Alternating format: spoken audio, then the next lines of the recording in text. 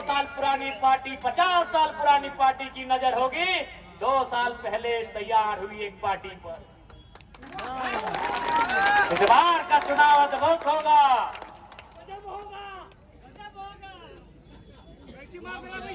ये सहायता भगवान, इस बार का चुनाव अद्भुत होगा।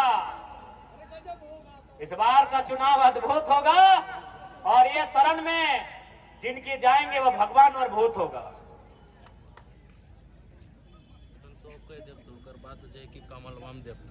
और साथ ही मामला है गौशाला। झारखंड के आदमी भोला भाला, मामला है गौशाला।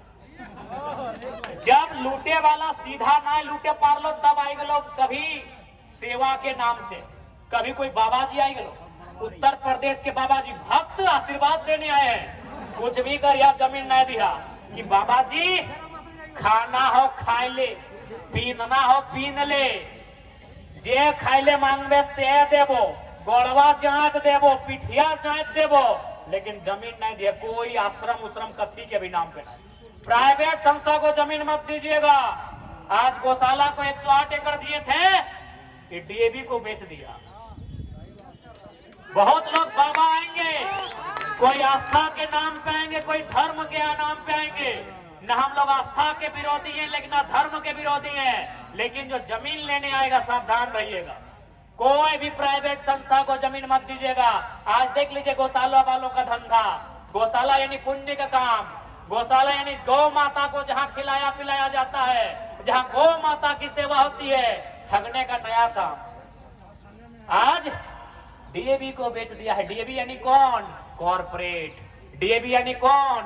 उद्योगपति के लोग। वहाँ कितने झारखंड के गरीब लोग पढ़ेंगे? हमको लिस्ट निकाल के दीजिए। क्या आरक्षण है वहाँ कि झारखंड को 25% छूट मिलेगा? जिनकी जमीन पर डीएवी बना है उसको 10% छूट मिलेगा? कितना फी है? आपकी बजट से बाहर है। यहाँ मुतरफ नहीं ला सकते हैं क्योंकि यहाँ आदिवासी राज्य के रूप में इस राज्य का निर्माण हुआ है। अगर आप के राज्य से, के देश से अगर वोटर और लोग लेकर आएंगे तो यहाँ की लोगों की जो पहचान है, अस्मिता है, जो सांस्कृतिक पहचान है, जो सामाजिक पहचान है, जो ऐतिहासिक पहचान है, वो टुकड़ों टुकड़ों में तब्दील हो जाएगी। आज इसका गवाह तमाम उद्योग का क्षेत्र, चाहे बोकारो, रांची, जमशेदपुर है, चाहे वो सांस्कृतिक क्षेत्र संथाल परगना है, उसका गवाह बन रहा है। इसलिए आप वोटर लाने की क्या जरूरत है बाहर से? यहाँ जो वोटर है उनके लिए काम कीजिए और यहाँ के वोटर से अपनी सरकार बनाइए, यहाँ के वोटर के बीच अपने लीडर बनाइए।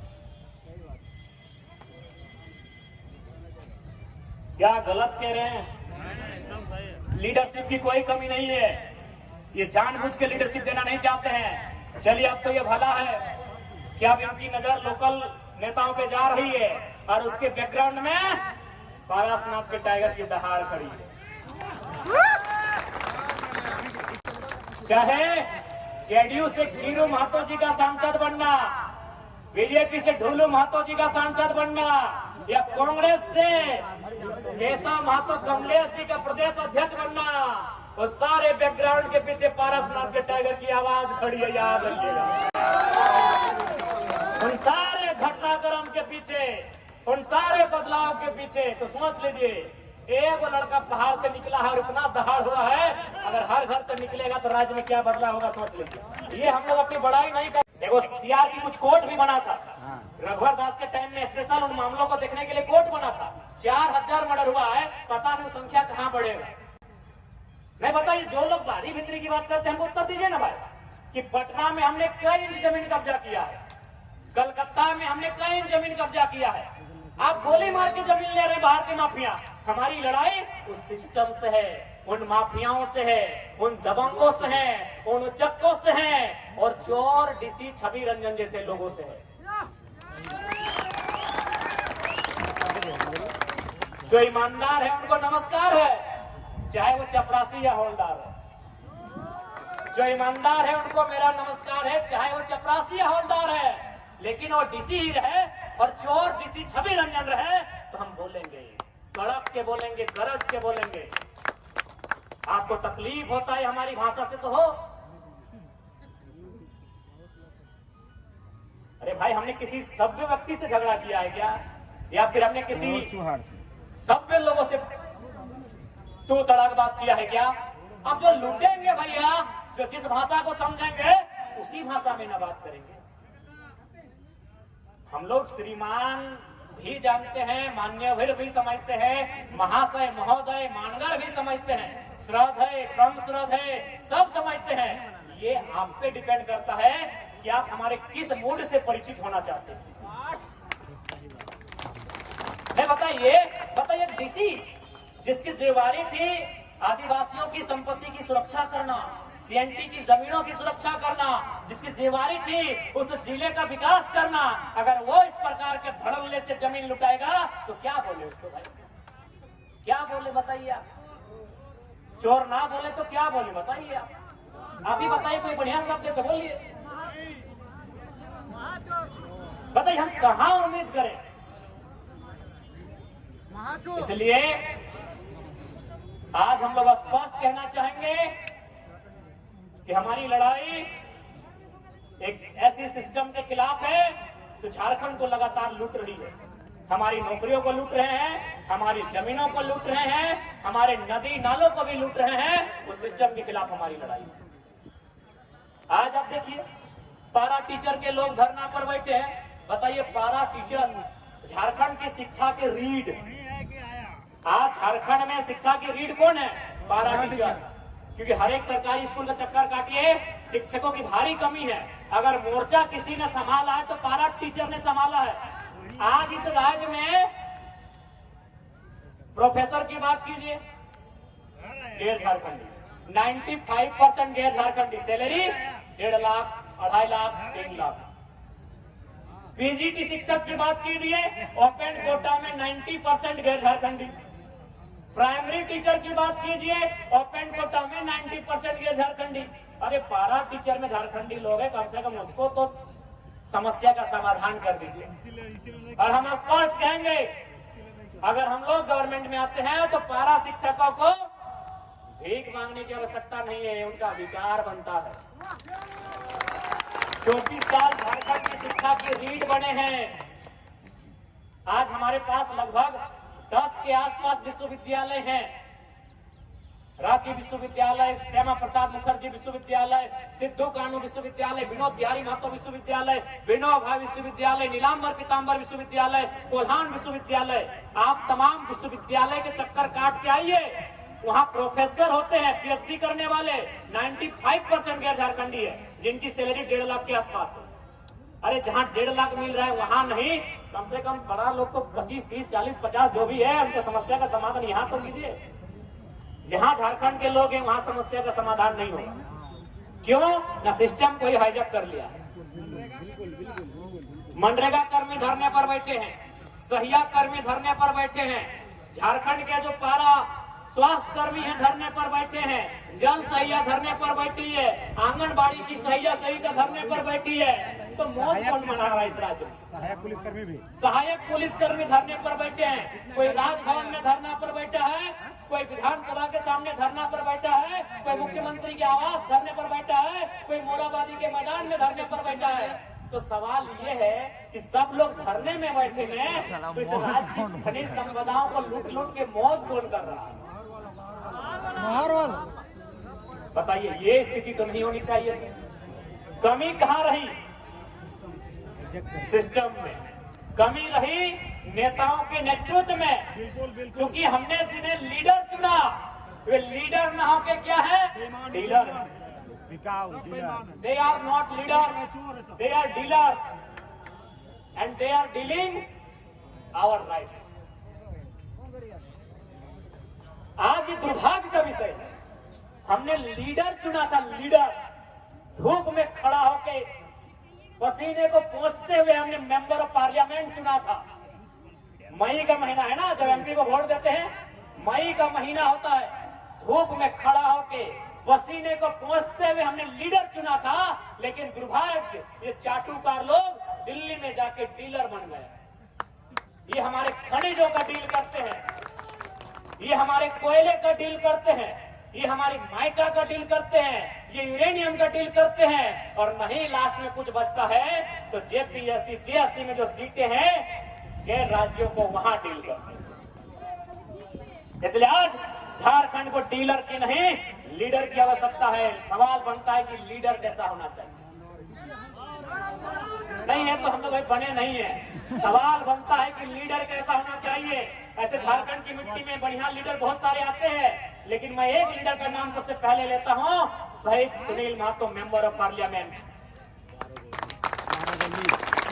मेंबर ऑफ पार्लियामेंट एमपी, शायद फ्यूचर में मुख्यमंत्री बनते, क्योंकि उस समय गुरुजी जेल जा चुके थे। कोई मामला था उनका 1975 वाला मामला, हालांकि अभी बड़ी ही अच्छी शुभकामनाएं हैं, वृद्ध अवस्था में अच्छे से रहे, जीवन यापन करें। चिरूडी मामला था गुरुजी का, यानी उस समय पार्टी के सबसे बड़े चेहरे कौन थे? सुनील महतो। यूपीए के कोटा से केंद्र में मंत्री कौन बनते? सुनील महतो। चर्चा ये भी था कि कोयला मंत्री बनते, अगर वो कोयला मंत्री बनते ना तो माफिया लोग को दामोदर स्वर्णरेखा की नदी में डुबा के रख देते। नेता ही अलग है, वो नेता ही अलग था। हम लोग को शरीर को, हमको और रिजवान दा को और दीपक दा को, हम लोग को तीनों को मिला दीजिएगा ना, तब सुनील महतो एगो बन। आपने नहीं देखा होगा, हमने भी नहीं देखा है, मीडिया मैंने हम लोग इंटरनेट में उनकी फोटो को देखते हैं। हम तीनों भाई को अगर मिला देंगे तो सुनील महतो बनेंगे। हमारी आंखों को, दोनों आंखों को एक तरफ लाके मिलाएंगे ना, तब उनकी आंख की बराबरी करेंगे। इतना बड़ा आंख, हमारा जितना सर पे बाल नहीं उतना उनका चौपदाढ़ी था। अगर माफिया लोग उनसे मिल लेते ना, ये डीसी छवि रंजन जैसे लोग, तो बैंक में 1 नंबर कर लेते। वो शख्स था।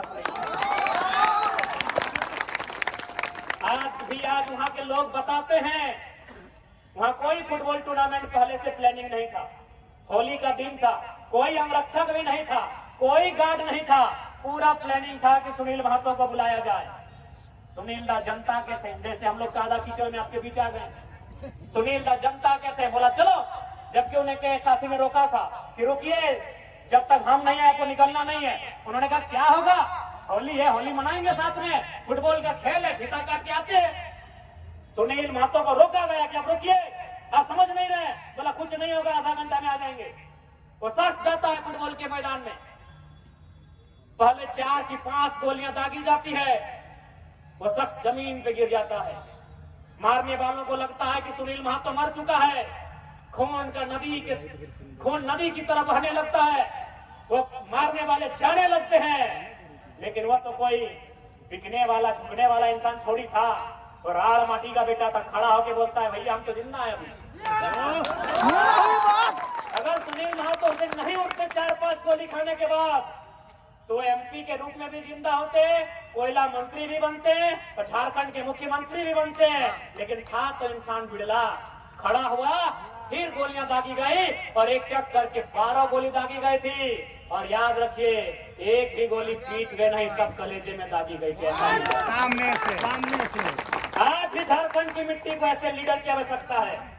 ऐसे लीडर नहीं चाहिए जो अपने बाद अपने बेटे के लिए टिकट मांगे, जो अपने बाद अपनी पुतों के लिए टिकट मांगे, जो अपनी गर्लफ्रेंड के लिए टिकट मांगे। ऐसे लीडर नहीं चाहिए। आज क्या है सबको मालूम है।